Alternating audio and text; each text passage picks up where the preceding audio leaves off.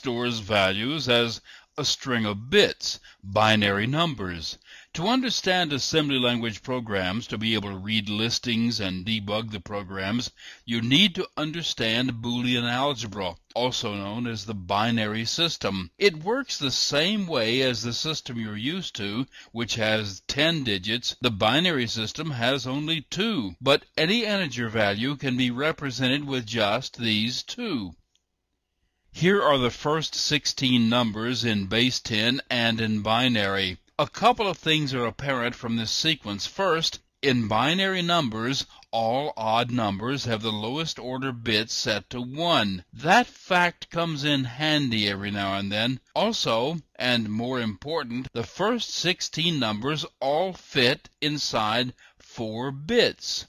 A string of ones and zeros is hard to read, so we've devised a code that can be used to represent a binary number. It's called hexadecimal. Each hexadecimal digit represents 4 bits. The hexadecimal numbering system has 16 digits. It's nothing more than an easy-to-read form of representing binary numbers. It's especially handy when you need to represent a number longer than 4 bits. For example, this number is a little difficult to read without counting the bits to figure it out, but the same number written as a pair of hexadecimal digits is much easier. With a little practice, you can become almost as comfortable with hex as you are with base 10. The whole trick is to organize the bits into groups of 4, then assign a letter to each group. Another way to write this same value is with octal digits. It takes 3 digits to represent an 8-bit value. The first digit represents the first 2 bits,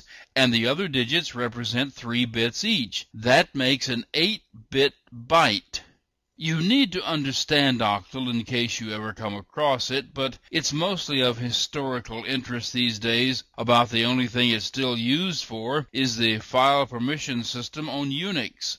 This same number written in base 10 is 182.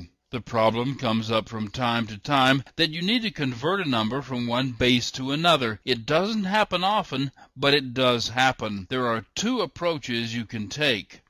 First, let me convert a number from hex to base 10. This is the hexadecimal value 3C4. In base 10, each digit represents a power of 10, and in base 16, each digit represents a power of 16, so it can be converted with this expression. The value 256 is 16 squared, and the value of C is 12. To convert it back the other way, you divide these same numbers.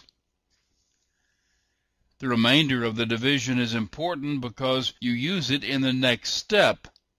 The last remainder is divided by 16 to the power 0, which is 1. The result is the 3 digits in the result, 3, 12, and 4. Which is written in hex digits as 3C4. The key to doing this sort of conversion is practice. If you want to get good at this, make up some hex numbers and convert them from base 10 and then back.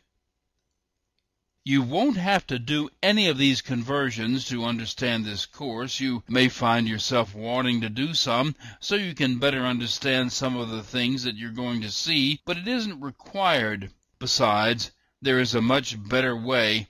If you find that you want to do this a lot, you can do it the way I do it.